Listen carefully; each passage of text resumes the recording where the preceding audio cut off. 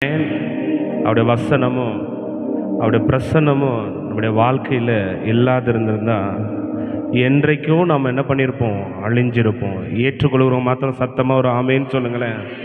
அவருடைய வசனமும் அவருடைய பிரசன்னமும் வாழ்க்கையில் இல்லாதிருந்தா என்றைக்கோ நீங்கள் எப்படி தெரியாது, ஆனால் நான் நிச்சயமாக அழிஞ்சிருப்பேன். ஹல்லேலூயா. இந்த நாளிலும் கூட 7 நாள் 7 காரியத்தை கர்த்தர் சுத்திகரிக்கும்படியாக கர்த்தர் நம்மிடத்தில் கற்றுக் கொடுத்தார். முதல் நாள் என்னத்தை சுத்திகரிக்கணும்னு சொல்லியிருக்கார் ஆண்டவர்? சத்தமாக சொல்லுங்க. எதை சுத்திகரிக்கணுமா? கண்களை சுத்திகரிக்க வேண்டும். எத்தனை பேருக்கு காலையில் ஆண்டவர் கண்ணை சுத்தப்படுத்தினார் நினைக்கிறீங்க? காலையில் வந்தவங்க விசுவாசத்தோட ராமன் சொல்லுங்க. இப்போ மாற்ற போகிறார். காலையில் வராதவங்க இப்போ வந்தவங்கள கர்த்தர் என்ன பண்ண போகிறார்? சுத்திகரிக்க போகிறார். விசுவாசிக்கிறவங்க ஒரு அல்லேலூயா சொல்லுங்க. அல்லேலூயா. பாருங்கள், கண்ணானது சரீரத்தின் என்னவா இருக்கிறதா? ஹலோ, வாசிப்போம். லூக்கா 11ஆவது அதிகாரம். காலையில் தியானிச்ச அந்த காரியத்தை நான் அவுட்லைன் கொடுத்துட்டு இந்த வேலையில் நான் உங்களுக்கு கொஞ்சம் இது பண்ண விரும்புகிறேன்.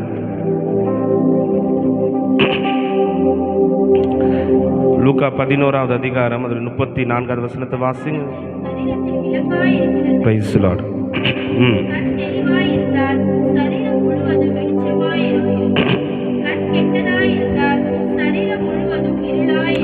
உன் கண் தெளிவாயிருந்தால் உன் சரீரம் முழுவதும் என்னவா இருக்கும்? வெளிச்சமாக இருக்கும். உன் கண் கெட்டதாக இருந்தால் உன் சரீரம் முழுவதும் என்னவா இருக்கணும்? இருளா இருக்கும். அல்லேலூயா. பாருங்க, என் கண்ணு தெளிவு இருந்துச்சுன்னா என் சரீரம் முழுவதும் என்னவாயிடும் சொல்லுங்க? வெளிச்சமாக இருக்கும். அல்லேலூயா. இந்த தலைப்பு, இந்த பிரசங்கத்திற்கு ஆண்டவர் எனக்கு கொடுத்த தலைப்பு என்னன்னா, பார்வையும் பாதையும். சொல்லுங்க, என்னது? பார்வையும். இன்னொரு முறை சொல்லுங்க, பார்வையும். நல்ல கவனிங்க. ஏன் ஆண்டவர் கண்ணை சுத்திகரிக்க சொல்றாரு, ஏன் சுத்தப்படுத்துற சொல்றாருன்னா, என் கண்ணு, என் பார்வை தான் நான் எந்த பாதையில் போகணுன்றது என்ன பண்ணுது? தீர்மானிக்கிறது. ஹலோ, என் பார்வை தான் நான் எந்த பாதையில் போகணுன்றது என்ன பண்ணுது? தெளிவாய் கவனிக்க வேண்டும். அல்லேலூயா. என் பார்வையை வச்சு தான் நான் பார்த்து தான் எந்த பாதையில் போகணுன்றதை நான் என்ன பண்ணுறேன்? டிசைட் பண்ணுறேன். ஆதியாகமம் 3ஆவது அதிகாரத்தில் ஏவாள், பாருங்களேன், வேகமாக வாசிங்க. ஆதியாகமம் 3ஆவது அதிகாரத்துக்கு நேராக திருப்பிக் கொள்ளுங்கள். 6ஆவது வசனத்தை வாசிப்போம். அந்த ஸ்திரீயானவள் அந்த விருட்சம் புசிப்புக்கு நல்லதும் பார்வைக்கு இன்பமும் புத்தியை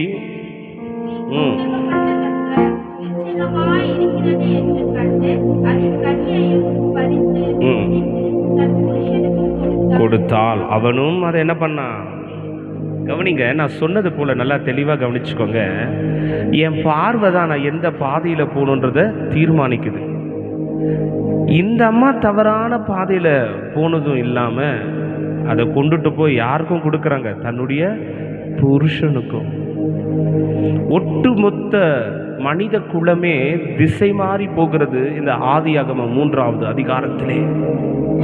காரணம், அந்த ஏவாள் அந்த பழத்தை எப்படி பார்க்கறாளா? பார்வைக்கு சொல்லுங்க இன்பமாக இருந்தது. மதியானம் என்னுடைய ஆஃபீஸ் ரூமில் அமர்ந்து இதனை தியானித்து கொள்ளும் பொழுது, ஆண்டவரே, உண்மையாலுமே அந்த பழம் அப்படி தான் இருந்திருக்குமான்னு கேட்டால், நல்ல கவனிங்க, அப்படி இல்லை. ஆண்டவர் படைக்கும் போது அது எப்படி இருந்திருக்கு?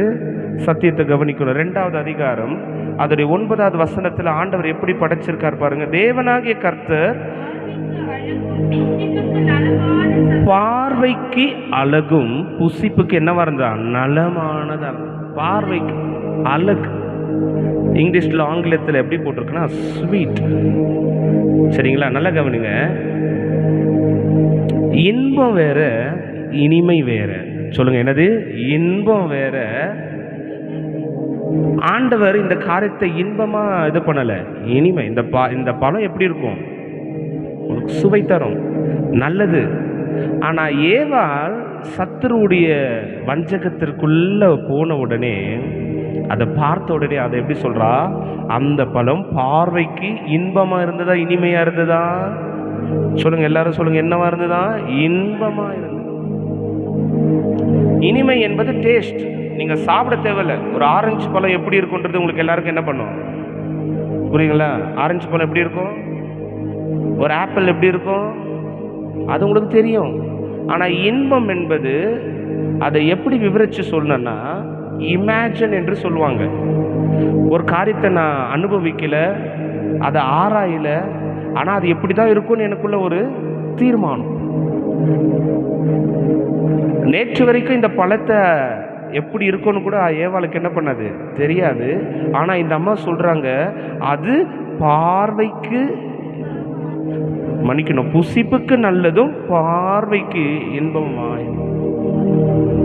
தேவ பிள்ளைகளே, என் கண்களில் ஒரு தெளிவு இல்லை என்றால், நான் பார்க்கிற, நான் எடுக்க போகிற தீர்மானத்தில் என் கண்களில் ஒரு தெளிவு இல்லை என்றால், என் வாழ்க்கையை என்ன பண்ணிடுது, திசை மாறி போய்விடும் என்பதில் எந்த சந்தேகமும் இல்லை. அல்லேலூயா, சொல்லுங்க அல்லேலூயா. என் பார்வையில் ஒரு தெளிவு இல்லை என்றால் என் பாதை தாறுமாறா இருக்கும். சொல்லுங்க, என் பார்வையில் ஒரு தெளிவு இல்லைன்னா நான் போற பாதையில் என்னவா இருக்கும்? அப்புறம் நான் தப்பு பண்ணிட்டு என் பார்வையில் எது இல்லாம ஆண்டவர்ட்ட என்ன பாடுவோம்? நடக்க முடியல டாடி, நடக்க முடியல, நடக்க முடியல இசுவே, நடக்க முடியல, தாங்கி கொள்ளுங்க, கரத்தால் ஏந்தி கொள்ளுங்க, தாங்கி கொள்ளுங்க கொள்ளுங்க. நான் நடந்து வந்த பாதைகள் கரடு மேடுகள், நான் கடந்து வந்த பாதைகள், நான் நடந்து வந்த பாதைகள் கரடு மேடுகள், கடந்து வந்த பாதைகள், முட்கள் வேலிகள். இது ஆழமான ஒரு சத்தியன்றதுனால, எப்படி ஃப்ளைட் வந்து ரன்வேல போய் டேக் ஆஃப் ஆகுதோ அந்த மாதிரி நான் உங்களை கொஞ்சம் அடித்தளத்தை போட்டு நான் உங்களை கூட்டு போயிடுறேன். சரியான நேரத்தில் முடிக்க கர்த்தர் கிருபை செய்வாராக. ஹல்லேலூயா.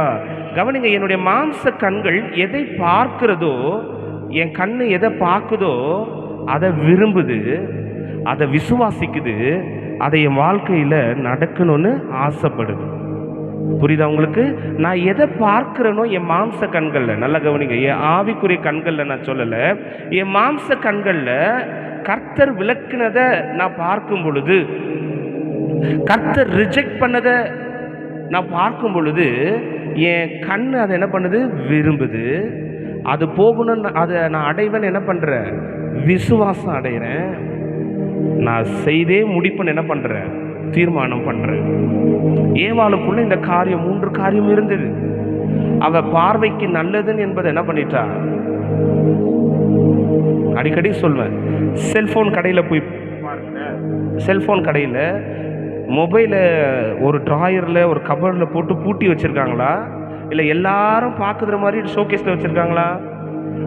செல்போன் கடைக்கு போகாதவங்க மாதிரியே பதில் சொல்லாதீங்க. எல்லாரும் வாங்கியிருக்கீங்களா? எல்லார் கையிலும் என்ன இருக்குது? அதுவும் எத்தனை மாதத்துக்கு ஒரு நேரம் என்ன பண்ணிடுறோம், அப்டேட் ஆனோடனே ஃபோன் என்ன பண்ணிடுறோம், மாற்றிடுறோம். நல்லா கவனிக்கணும். ஒரு சத்ருவானவன் அவன் அட்ராக்ஷன் பண்ணுற விதத்தை பாருங்க. தீமையை என் தலையில் கட்டணும்னா ஒளிச்சு வைக்க மாட்டான், அதை என்ன பண்ணுவான், பிரபலப்படுத்திடுவான். அதுக்கு லைட்டிங்ஸ் எவ்வளவு, அதுக்கு எவ்வளவு அட்வர்டைஸ்மெண்ட், அதுக்கு எவ்வளவு ஆர்ப்பரிப்பு. கவனிக்கிறீங்களா? ஒரு கெட்ட காரியத்தை என் கையில் கொடுக்கணுன்றதுக்காக சத்ரு எவ்வளவு வேகமாக வேலை செய்கிறான் பார்த்தீங்களா? அதே போல தான் ஏதேன் தோட்டத்தில் ஏவாள் கிட்ட இது எப்படியாவது சேல் பண்ணிடணும். ஏவாளை தான் திட்டத்துக்குள்ள என்ன பண்ணிடணும். இந்த மார்க்கெட்டிங் ஆளுங்களை பாருங்க, நம்மள கிட்ட வந்து பேசி நம்ம பிரெயின் வாஷ் பண்ணி நம்மள ஒரு பொருளை வாங்குற வரைக்கும் என்ன பண்ண மாட்டாங்க, சொல்லுங்க, என்ன பண்ண மாட்டாங்க, விடவே. அவனுடைய டார்கெட் என்னன்னா, இன்னைக்கு ஒரு கஸ்டமருக்கு என் ப்ராடக்ட் என்ன பண்ணிடணும். அப்படின்னு சத்துரு எவனை விழுங்கலாமோ என்று கெஜ்ஜிக்கிற சிங்கத்தை போல என்ன பண்ணிட்டு இருந்தான், அலைஞ்சிட்டு இருக்கும்போது மோசம் பிடிக்கிற நாயை எதை பார்த்தா தெரிஞ்சிருமா? சொல்லுங்க, என்ன பார்த்தா தெரிஞ்சிடும்? முகத்தை பார்த்துட்டு. அம்மனி யார் நிற்கிறாங்க? ஏவாள் நிற்கிறாங்க. இவன் யார் தலையில் கட்டணும்? ஏன்னா எப்படி இருந்தாலும் 2 பேர் தான் தோட்டத்தில் இருக்கிறாங்க. கவனிங்க, 2 பேர் தான். அதுவும் யார் சாயலில் படைக்கப்பட்டிருக்காங்க? தேவ சாயலில் படைக்கப்பட்ட 2 பேர் தான். ஆதாம் தேவனோடு அதிக உறவாடுனா, அதனால பிரச்சனை இல்லை. ஆனால் வேதம் சொல்கிறது பெண்கள் பலவீனமான பாண்டம். சொல்லுங்க, பெண்கள் என்னது? பலவீனம். கரெக்டா ஆதாம் இல்லாத நேரமா பார்த்து யார்கிட்ட போறாங்க? போற நேரம் ஏவாள் எங்க நிக்கிறாங்க? சொல்லுங்க, எங்க நிக்கிறாங்க? சூப்பர் மார்க்கெட்டுக்குள்ள போயிட்டீங்க. ஏதோ ஒரு பொருளை வாங்க தானே என்ன பண்ணிருக்கீங்க? அங்க போயிட்டு நான் சூப்பர் மார்க்கெட்லாம் வாங்க மாட்டேன். அப்புறம் எதுக்கு சூப்பர் மார்க்கெட்டுக்கு போனீங்க? நான் அங்கெல்லாம் போய் என்ன பண்ண மாட்டேன். அதுபோல ஏவாள் அந்த பழத்தை சாப்பிடக்கூடாதுன்னு தீர்மானம் பண்ணியிருந்தா எங்க போய் நின்றுக்க மாட்டா? மரத்துக்கிட்ட போய் நின்றுக்க மாட்டா. இதை நன்கு அறிந்த சாத்தான் என்ன பண்றானா, பார்வையில கண்டுபிடிச்சிட்டா. இவ பார்வை இப்ப முழுசும் எங்க இருக்கிறது? அந்த நன்மை தீமை அறியத்தக்க சத்துரு அங்கதான் வஞ்சகத்தோடு எண்ணத்தோடு வருவான். நல்லா கவனிங்க. ஏவாள் ஒருவேளை தேவ சமூகத்தில் ஒருவேளை வேற ஏதாவது பார்த்துருந்தாலும் போயிருப்பா. ஏவாள் ஆல்ரெடி அந்த அட்ராக்ஷன்ல, அந்த இன்பத்தில், அந்த அந்த அந்த இச்சையில அவ என்ன பண்ணிட்டான்? நிறைந்திருக்கிறதை சத்துரு என்ன பண்ணிட்டான்? நான் அடிக்கடி சொல்லுவேன், இந்த கிரிக்கெட் டீம்லலாம் என்ன பண்ணுவாங்கன்னா, ஒரு பெரிய டீம் 2 மோதும் பொழுது, இப்போ இந்தியா பாகிஸ்தான் இந்த 2 டீம் தான் மேஜரான டீம். இந்த 2 டீம் ஓடும் போது என்ன பண்ணுவாங்கன்னா, கவனிங்க, இந்தியாவோட டீம் என்ன பண்ணுவாங்கன்னா, பாகிஸ்தான் இதுக்கு முன்னாடி விளையாண்ட எல்லா மேட்சஸோட சீரியலாக எடுத்து இவ எங்க வீக்னஸாக இருக்கிறன்றத வீக்னஸ் என்ன பண்ணுவாங்க, யார் ஸ்ட்ராங்கான போல்டர், யார் ஸ்ட்ராங்கான கீப்பர், யார் பேட்மேன் எல்லாத்தையும் பார்த்துட்டு எல்லாம் ஸ்ட்ராங்கானவனுக்கு எங்கே ஒரு வீக்னஸ் இருக்குன்னு என்ன பண்ணுவாங்க. ஹலோ, புரியுதா உங்களுக்கு? பெரிய தியேட்டரில் ஆட போகிற எல்லா கல வீரர்கள் உட்காந்து பார்ப்பாங்க. எங்க 6 அடிச்சான்னு பார்க்க மாட்டாங்க, இவ எங்க விக்கெட் ஆனான்றதை என்ன பண்ணுவாங்க. அது போலதான் ஏவாள் எங்க விக்கெட் ஆகிறா, எங்க விழுவா என்பதை யார் பார்த்துட்டு இருந்தான்? நேரம் பார்த்து சமயம் பார்த்து ஏவாளை போய் என்ன பண்ணிட்டான். காரணம், ஏவாளுடைய பார்வை எங்க மேல இருந்தது? அந்த நன்மை தீமை அறியத்தக்க கனி மேல. அதை பார்த்ததுனால இப்ப யார் அவனை பார்த்துட்டா? சத்ரு அவளை பார்த்துட்டான். பார்த்துட்டு அவளை தன் வஞ்சகத்தின் வலையில் என்ன பண்ணிட்டான். தேவ பிள்ளைகளே, இன்றைக்கும் என் கண்கள் என்ன பண்ணப்பட வேண்டும்? சுத்திகரிக்கப்பட வேண்டும். வெறும் இச்சையினால மாத்திரம் அல்ல, அவ்விசுவாசத்தின் கண்கள் இன்னைக்கு அநேகருக்கு என்ன பண்ணுகிறது இருக்கிறது. இதெல்லாம் நடக்காது. ஓ, இந்த காரியமா இது என் வாழ்க்கையில் என்ன பண்ணுவது? நடக்கவே. ஆனா வேதம் சொல்கிறது, விசுவாசத்தோடு இந்த மலையை பார்த்து உயர்ந்து கடலுக்குள்ள போகணும்னா அது என்ன பண்ணுமா? நடக்கும். ஹல்லேலூயா, ஹல்லேலூயா.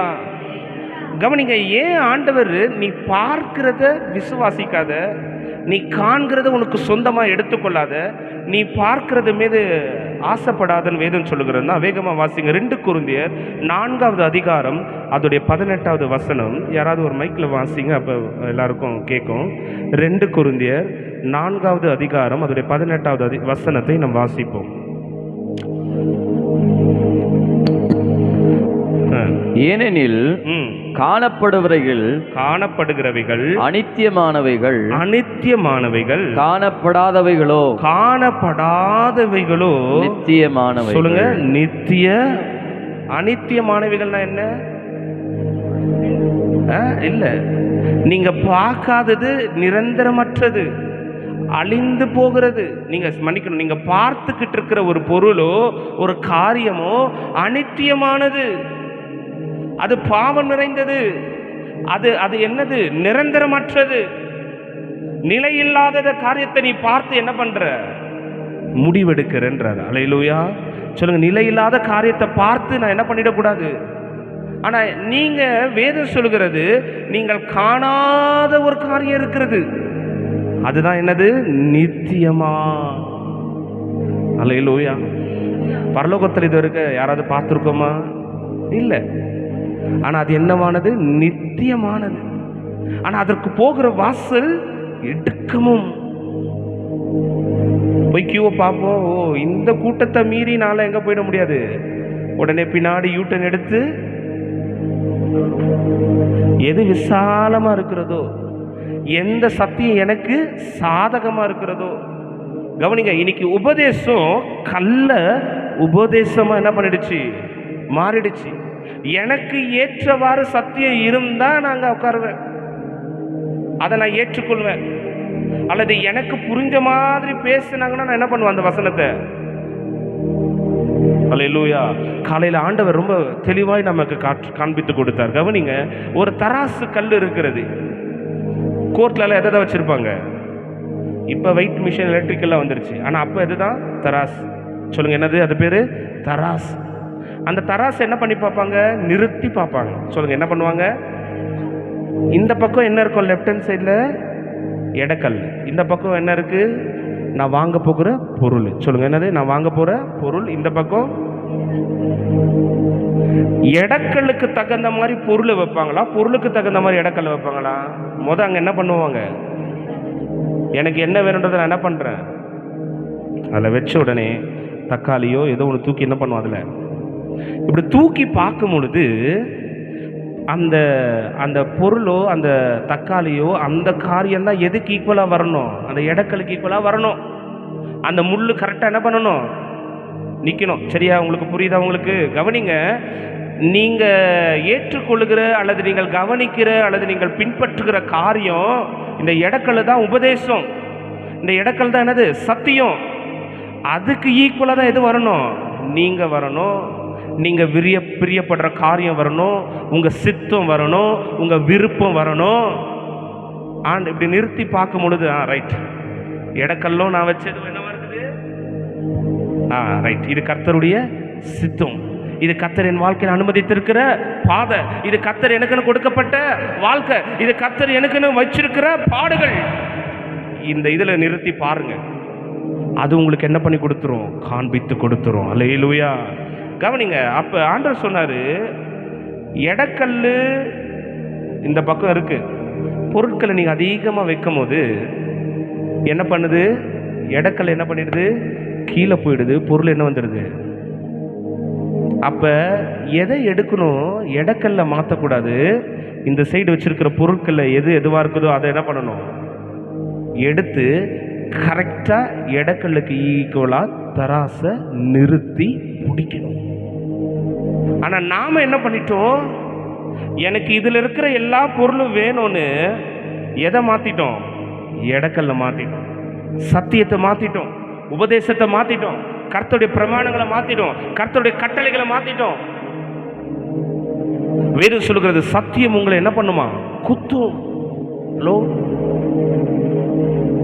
என்ன சத்தியம் குத்துதுன்றதுக்காக நான் எதை மாற்றிட முடியாது.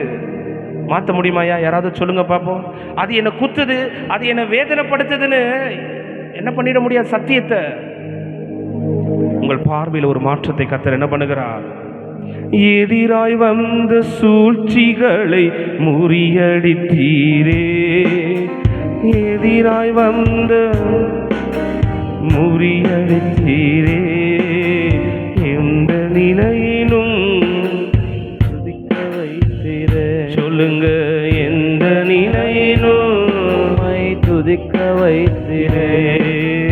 அப்பா உமக்கு நன்றி. ராஜா உமக்கு நன்றி. சொல்லுவோம், அப்பா உமக்கு நன்றி. ராஜா உமக்கு நன்றி. ஆதியாகமம் 13வது அதிகாரத்துக்கு நேராய் திருப்பிக் கொள்ளுங்கள். வேகமாய் வாசிப்போம். ஆதியாகமம் 13வது அதிகாரம், அதோடைய 7, 8, 9, 10 வசனங்களை நம்ம நிதானமாய் சத்தமாய் வாசிக்கும் பொழுது ஆவியானவர் கற்றுக் கொடுக்க வல்லவராக இருக்கிறாங்க. வாசிங்க 7வது வசனத்திலிருந்து. ஆபிரகாமுடைய மந்தை மேய்ப்பருக்கும் லோத்துடைய மந்தை மேய்ப்பருக்கும் வாக்குவாதம் உண்டாயிற்று. ம். அக்காலத்திலே கானானியரும் பெரிசியரும் அத்தேசத்தில் குடியிருந்தார்கள். ம். ஆபிராம் லோத்தை நோக்கி, எனக்கும் உனக்கும் என் மேய்ப்பருக்கும் உன் மேய்ப்பருக்கும் வாக்குவாதம் வேண்டாம், நாம் சகோதரர். ம். இந்த தேசமெல்லாம் உனக்கு முன் இருக்கிறது அல்லவா? ம்.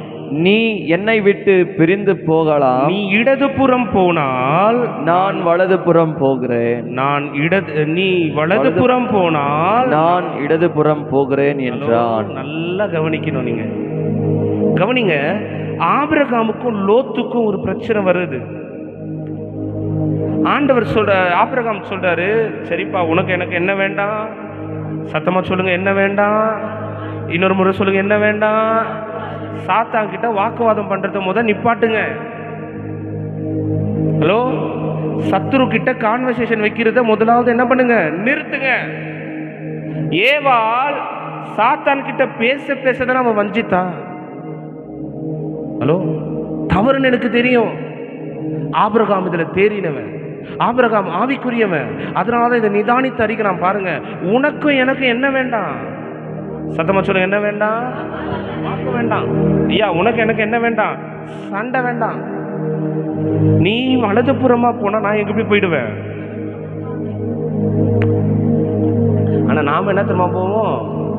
சாத்தான் நம்மகிட்ட இருந்து கோச்சிட்டு போனா, இல்லையே இந்த பலவீனத்தை விட்டுட்டு என்னால என்ன பண்ண முடியாது, இந்த காரியத்துல நான் ரொம்ப வீக்கா இருக்கிறேன். அவன் ஒரு அடி போன உடனே பின்னாடியே நாம் என்ன பண்ணிடுறோம்? அவன் இப்ப சொல்றான், எப்படி இருந்தாலும் நீ என் பின்னாடி வருவேன்னு எனக்கு என்ன பண்ணும்? இப்ப நான் பில்டப் கட்டுறேன், நீ முடிஞ்சா என்ன வந்து என்ன பண்ணு. அல்லேலூயா. கவனிங்க, ஆபிரகாம் அதுல ரொம்ப தெளிவான ஒரு தேவ மனுஷன். அவனுக்கு தெரியும் இதுல சத்துரு என்ன மாட்டி விட பார்க்கறான். நீ இந்த பக்கம் போனா நான் என்ன பண்ணிடுறேன்? காரணம், ஏன் ஆவிக்குரிய ஜீவத்தை காத்துக் கொள்கிறதுக்கு கர்த்தர் எனக்கு எதை கொடுத்திருக்கிறார்? ஞானத்தை கொடுத்திருக்கிறார். அந்த ஞானத்தின்படி நான் என்ன பண்றேன்? நீதிக்கும் அநீதிக்கும் சம்பந்தம் ஏது? ஒருளுக்கும் ஒளிக்கும் இருளுக்கும் ஐக்கியம் ஏது? சத்துரு அங்கதான் நடந்து போறான். எனக்கு அதை பத்தி கவலை இல்லை. நான் என்ன பண்ணிடுறேன்? ஹல்லேலூயா. வாசிப்பு 9வது வசனத்துல, இந்த தேசம் எல்லாம் உனக்கு முன்பதாக இருக்கிறது அல்லவா? என்னை விட்டு பிரிந்து போகலாம். நீ இடதுபுறமாய் போனால் நான் வலதுபுறம் போகிறேன். நீ வலதுபுறம் போனால் நான் இடதுபுறம் போகிறேன். இப்பதான் ட்விஸ்ட் இருக்குது 10வது வசனத்துல. அப்பொழுது லோத்து தன் கண்களை ஏறெடுத்து பார்த்து, அப்பொழுது லோத்து தன் கண்களை ஏறெடுத்து பார்த்து, சொல்லுங்க, தன் கண்களை ஏறெடுத்து பார்த்து. இப்ப லோத்து ஒரு காரியத்தை பார்க்கறான். கவனிங்க, லோத்து ஒரு கண்களால ஒரு காரியத்தை பார்க்கறான். அது எப்படிப்பட்ட தேசம், அது எப்படிப்பட்ட பாதை? நான் சொன்னேன் இல்லையா, உன்னுடைய பார்வை தான் நீ எந்த பாதையில பயணிக்க போகிறது என்ன பண்ண போகுது தீர்மானிக்கிறது. லோத்து அந்த பாதையில பயணிப்பதற்கு முன்பதாகவே அந்த பாதையை என்ன பண்ணிட்டான்? சொல்லுங்க, பார்த்துட்டான். அவன் பார்த்ததுனால அந்த பாதையில் என்ன பண்றான்? இப்போ சூஸ் பண்ணி கடந்து போகிறான். வாசிப்போம். லோத்து தன் கண்களை ஏறெடுத்து பார்த்து, யோர்தான் நதிக்கு அருகான சமபூமி முழுவதும் நீர்வளம் பொருந்தினதா இருக்க கண்டான். கர்த்தர் சோதோமையும் கோமாராவையும் அழிக்கும் முன்னே சோவாருக்கு போகும் வழி மட்டும் அது கர்த்தருடைய தோட்டத்தை போலவும் எகிப்து தேசத்தை போலவும் இருந்தது. கர்த்தருடைய தோட்டத்தை போலவும் இருந்துச்சான். எதை மாதிரியும் இருந்துச்சான்? புரியுதா உங்களுக்கு? சத்தியம். லோத்து பார்த்த ஒரு காரியம் பாருங்க. நான் அடிக்கடிக்கு சொல்லுவேன், சத்துரு உன்னை வந்து கள்ள உபதேசத்தை மொத்தமா மாத்தி சொல்ல மாட்டான். இயேசு இல்லைன்னா சொல்ல மாட்டான், 2ஆம் வருகை இல்லைன்னா சொல்ல மாட்டான். அவன் கொஞ்சம் அவனுடைய இதை திணிச்சு மாத்தி சொல்லுவான். அது கர்த்தருடைய தோட்டத்தை போலவும் இருந்தது. எகிப்து என்றால் என்ன? அடிமை, அடிமைத்தனம். லோத்து பார்த்தது கர்த்தர் அழிக்கணும்னு தீர்மானித்திருந்த பாதைய, ஒரு தேசத்தை, ஒரு வாழ்க்கைய லோத்து என்ன பண்ணிடுறான்?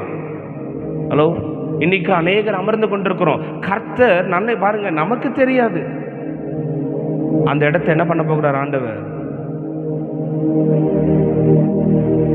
ஆனா ஆண்டவருக்கு தெரியும். நல்ல கவனிங்க, மாம்சரிக கண்கள்ல பார்க்கும் பொழுது இது எனக்கு உகர்ந்ததா, இது எனக்கு சிறந்ததா, இது கர்த்தர் அனுமதிச்சிருக்காருன்னா நமக்கு தெரியாது.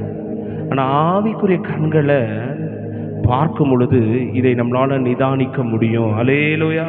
சத்தமா சொல்லுங்க, அல்லேலூயா! ஏவாள்கிட்ட போய் சத்துரு சொல்றான் பாருங்க. நான் ஆதியாகமத்திலே அதிலே உங்களுக்கு விளக்க கொடுக்க விரும்புகிறேன். ஏவாள்கிட்ட போய் சொல்றான், நீ இந்த பழத்தை சாப்பிடும் நாளில் நீ யாரை போல மாறுவ. அடுத்து ஒன்று சொல்றான், உன்னுடைய கண்கள், சொல்லுங்க, உன்னுடைய கண்கள் என்ன பண்ணப்படுமா. ஆனா இன்ன வரைக்கும் ஆதாமுக்கும் ஏவாளுக்கும் கண்ணு திறக்கப்படலை தானே. புரியுதா உங்களுக்கு? திறக்கப்படல. ஆனா ஏவாள் பார்க்கிறா, இது பார்வைக்கு என்னவா இருந்துதான். அப்ப அவ எந்த கண்கள்ல பார்த்திருக்கிறாத. கண்ணு திறக்கப்படல, ஆனா பழத்தை பார்த்து இது பார்வைக்கு என்னவா இருக்குதா. இதுதான் மெத்துன்னு சொல்றது. கவனிங்க வாலிப பிள்ளைகளே, தேவனுடைய பிள்ளைகளே, நீங்க எதை நம்பி ஏமாந்து போறீங்க தெரியுங்களா? உன் கண்களால் காண்கிற ஒரு காரியத்தை பார்த்து நீ என்ன பண்ணிடுற.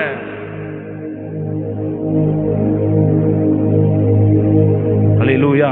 அதனால தான் ஆண்டவர் சொல்றாரு, உன் கண் தெளிவா இருந்தா உன் சரீரம் முழுவதும் என்னவா இருக்குமா, வெளிச்சம். உங்க வாழ்க்கையில ஒரு வெளிச்சம் தேவையா? உங்க குடும்பத்தில் ஒரு வெளிச்சம் தேவையா? ஒரு விடுதலை தேவையா? உங்களுடைய கண்களினுடைய பார்வையை, வியூவை என்ன பண்ணுங்க, மாற்றுங்க.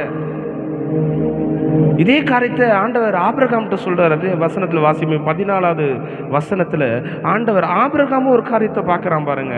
14வது வசனத்தில், லோத்து ஆபிரகாமை விட்டு பிரிந்து கர்த்தர் ஆபிரகாமை நோக்கி, உன் கண்களை ஏறெடுத்து நீ இருக்கிற இடத்திலிருந்து வடக்கேயும் தெற்கேயும் கிழக்கேயும் மேற்கையும் நோக்கிப்பார். நல்லா கவனிங்க, ஆண்டவர் இங்கே தான் ஒரு சத்தியத்தை வச்சிருக்காரு. எல்லாரும் நல்லா கவனிங்க.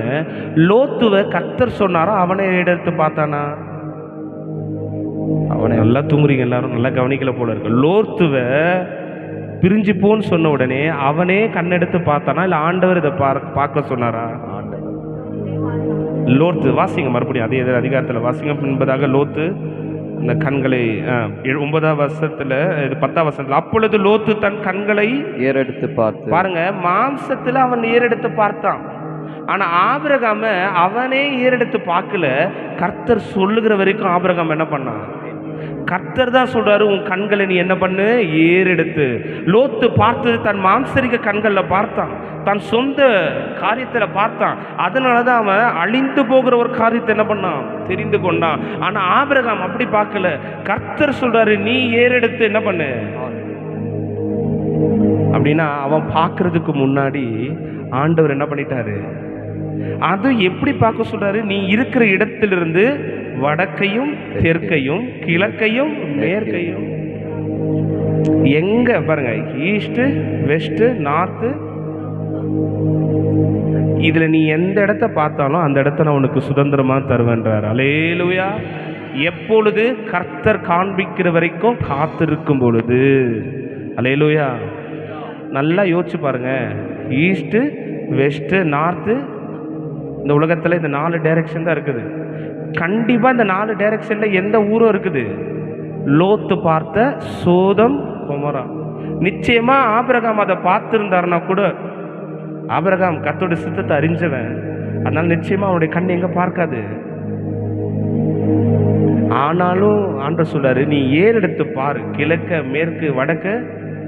ஒருவேளை ஆபிரகாம் சோதம் குமாரா இருக்கிற இடத்தை பார்த்துருந்தா கூட ஆண்டவர் அதை எப்படி தான் கொடுத்துருப்பார் அவனுக்கு? ஆசீர்வாதமா. ஏனென்றா அது அவன் மாம்சரிக கண்கள் அவன் விருப்பப்படலை, கர்த்தர் அதை அவனுக்கு கொடுக்க சித்தமாயிருந்தார். அல்லேலூயா! நல்ல கண்ணால் பார்க்கறதையும் எல்லா காரியத்தையும் நீங்கள் என்ன பண்ணிடாதீங்க, விருப்பப்பட்டுறாதீங்க. அல்லேலூயா! கடைசியாக பாருங்க, நான் முடிச்சிடுறேன். கர்த்தருடைய கவனிங்க, உங்கள் பார்வை கர்த்தரை நோக்கி பார்க்கும் பொழுது கர்த்தருடைய பார்வை உங்கள் மீது படும். அல்லேலூயா! புரிஞ்சிச்சா? உங்கள் உங்களுடைய பார்வை கொடுக்கிற கர்த்தரையே நோக்கி பார்க்கும் பொழுது எனக்கு ஒத்தாசை வரும், பர்வதத்துக்கு நேராய் என் கண்களை என்ன பண்ணுவேன்? உன் கண்ணு மனுஷனை நோக்காம ஆண்டவரை நோக்கி பார்க்குமே. ஆனா ஆண்டவருடைய கண்கள் உங்க மேல என்ன பண்ணுமா? வாசிக்கிறீங்களா வசனத்தை? வேகமா வாசிங்க. அதே ஆதியாகமம் 22வது அதிகாரத்துல 14வது வசனத்தை வாசிங்களேன். ஆபிரகாம் கர்த்தரை நோக்கி காத்திருந்தான். ஆபிரகாம் கர்த்தரிடத்திலிருந்து பெற்றுக்கொண்டதால்தான் 22வது வசனத்துல 22வது அதிகாரம் 14வது வசனம். ஆபிரகாம் இந்த இடத்திற்கு யெகோவா ஈரே என்று பெயரிட்டான். யெகோவா ஈரே என்று பெயரிட்டான். அதனாலே கர்த்தருடைய பர்வதத்திலே பார்த்துக் கொள்ளப்படும் என்று இந்நாள் வரைக்கும் சொல்லப்பட்டு வருகிறது. அல்லேலூயா. யெகோவா ஈரே எல்லாம், யெகோவா ஈரே எல்லாமே பார்த்து கொள்வி. யெகோவா ஈரே எல்லாமே பார்த்து கொள்வி. ஸ்தோத்திரமே அப்பா ஸ்தோத்திரமே. சொல்லுவோம். ஸ்தோத்திரமே அப்பா ஸ்தோத்திரமே. கர்த்தர் நாமம் என் புகலிடமே. கருத்தோடு துதித்திடுவே. கர்த்தர் நாமம் என் புகலிடமே. கருத்தோடு துதித்திடுவே. இன்னொரு விஷயம் சொல்லுங்க. யெகோவா ஈரே நீங்க எல்லாமே பார்த்து கொள்வே. யெகோவா ஈரே ஆமென் எல்லாமே பார்த்து கொள்வே. ஸ்தோத்திரம் பண்ணுங்க. ஸ்தோத்திரமே அப்பா ஸ்தோத்திரமே. அப்பா ஸ்தோத்திரமே அப்பா ஸ்தோத்திரமே. கர்த்தர் நாமம் என் புகலிடமே. கருத்தோடு துதித்திடுவே. கர்த்தர் நாமம் என் புகலிடமே. கருத்தோடு துதித்திடுவே. ஹல்லேலூயா. ஹல்லேலூயா. சத்தமா சொல்லுங்க. ஹல்லேலூயா ஹல்லேலூயா. பாருங்க, எது நடக்கட்டும் கொஞ்சம் பொறுமையோடு என்ன பண்ணிப்போங்க, விட்டு கொடுத்து ஆண்டோடைய சமூகத்தில் காத்திருந்து போகும் பொழுது யோபுடைய வாழ்க்கையில் பாருங்களேன். யோபு எல்லா காரியத்தையும் பொறுமையாக உட்காந்து பார்த்துட்டே இருக்கிறார். புல்லை செத்துடுச்சு, ஆடு மாடு செத்துடுச்சு, வீடு அழிஞ்சிடுச்சு, வயல்வெளி அழிஞ்சிருச்சு. ஒன்று ஒன்றா என்ன பண்ணுது? யோபுக்கு தெரியும் இது எல்லாத்தையும் மேலேருந்து ஒருத்தர் என்ன பண்ணிட்டு இருக்காரு. அல்லேலூயா. பார்த்துட்டு இருக்காருன்னு சொல்றதை விட எல்லாத்தையும் பார்த்து கொள்வார்னு அவர் இருப்பார். அல்லேலூயா. அதனால நாம என்ன பண்ணக்கூடாது? காலங்களப்பா நாங்க எழுந்து நின்று, எல்லாரும் எழுந்து நின்று காலங்களப்பா நாங்க காலங்களப்பா சொல்லுங்க. சோத்திரமே அப்பா சோத்திரமே. ஸ்தோத்திரமே அப்பா ஸ்தோத்திரமே. கர்த்தர் நாம என் புகலிடமே. கருத்தோடு துதித்திடுவே. கர்த்தர் நாம என் புகலிடமே. ஆமென். கருத்தோடு துதித்திடுவே. கவனிங்க, எப்போது நீங்க ஆண்டவரை நோக்கி பார்க்குறீங்களோ, அல்லேலூயா, நல்ல கவனிங்க, நோக்கி பார்க்கறது இல்லை, நோக்கி பார்க்கணுன்ற எண்ணம் வந்துட்டாலே போதும், கர்த்தர் உங்களுடைய எல்லா குறைவுகளை நிறைவாய் மாற்றிடுவார். அல்லேலூயா. நான் அடிக்கடி சொல்வது உண்டு, சகைவு இயேசுவை பார்க்க ரொம்ப ஆவலா என்ன பண்றான்? மரத்து மேல. சொல்லுங்க, மரத்து மேல என்ன பண்றான்? யாருக்கு தான் ஆசை ஃபர்ஸ்ட் வந்தது? சகைவுக்கு தான். யாரை பார்க்கணும்னு ஆசை. ஆனா சகைவு பார்க்கறதுக்கு முன்பதாகவே சகைவு இயேசு என்ன பண்ணாராம்? பார்த்து, சகையுவே நீ கீழே இறங்கி, ஆண்டவரை நீங்க ஒன்னே ஒன்று மாத்திரம் சொல்லுங்க, ஆண்டவரே என் பார்வை எனக்கு ஒத்தாசை வரும் பர்வதத்துக்கு நேரா என் கண்களை மாத்திரம் நான் ஏறெடுக்க கிருபை கொடுங்க ஆண்டவரே. மனுஷன் கையை நான் பார்த்துடக்கூடாது, மனுஷன் முகத்தை நான் பார்த்துடக்கூடாது, மனுஷன் எதிர்பார்த்து நிற்கக்கூடாது. எந்த சூழ்நிலையிலும் ஆண்டவரே நீங்க பார்த்து கொள்வீங்க. நான் நிற்கும் பொழுது பரிசுத்த ஆவியானவர் உதவி செய்வாராக. கண்களை மூடி கரங்களை உயர்த்தி, அப்பா எந்த சூழ்நிலையிலையும் ஆண்டவரே ஒப்பு கொடுத்து ஆண்டவர்கிட்ட ஜெபம் பண்ணுங்க. அப்பா சூத்திரம் சூத்திரம், நான் மனுஷனுடைய கரத்தை பார்க்க கூடாதப்பா. கர்த்தருடைய கண்கள் எவ்விடத்திலும் இருந்து நல்லொரையும் தீயொரையும் நோக்கி பார்க்கிறது என்று வேதம் சொல்கிறது. எல்லாம் சொல்லுங்க, நோக்கி பார்க்கிறது. கர்த்தருடைய கண்கள் எவ்விடத்திலும் இருந்து நல்லொரையும் தீயொரையும் நோக்கி பார்க்கிறது என்று வேதம் சொல்லுகிறது. மனுஷனுடைய கரம் உன்னை வெறும் பார்த்துட்டு தான் இருக்கும். எல்லாரும் கண்களை மூடி ஆண்டவருக்கு நன்றி செலுத்துங்க. ஆண்டவரே, மனுஷனுடைய கண்ணு மனுஷனுடைய கரம் வெறும் உன் கையை பார்க்க தான் செய்யும். மனுஷனுடைய கண்கள் உன் கரத்தை பார்க்க மட்டும் தான் செய்யும். ஆனால் என் ஆவியனுடைய கண்கள் மாத்திரம்தான் உனக்கு என்ன தேவைன்றதை கொடுக்கவும் முடியும், அதுக்கு பதில் அளிக்கவும் முடியும், உன் பிரச்சனையை விடுவிக்க முடியும். உங்களுடைய பிரச்சனைகளை விடுவிக்கணும்னா என்னை யாருமே விசாரிக்கலையே பிரதர், நான் அனாதையா நிற்கிறேன், தனிமற்று நிற்கிறேன், ஆகார போல புலம்புகிற ஆண்டவர் அந்த உணர்வை அநேகர் அப்படி புலம்புகிற அந்த காரியத்தை கர்த்தர் எனக்கு உணர்கிறார். நான் தனிமையா இருக்கிறேனே, யாரும் என் கூட இல்லையே, யாருமே இல்லையே சொல்றார் ஆண்டவர். யாரும் இல்லைன்னு நான் நினைக்கிறேன், நான் உன் கூட தான் இருக்கிறேன்றார் ஆண்டவர். சொல்றாரு, நான் யாரும் இல்லாத போதுதான் ஆண்டவர் நம்ம கூட இருக்கிறாருன்றதை உணர்ந்து கொள்ளவே முடியும்.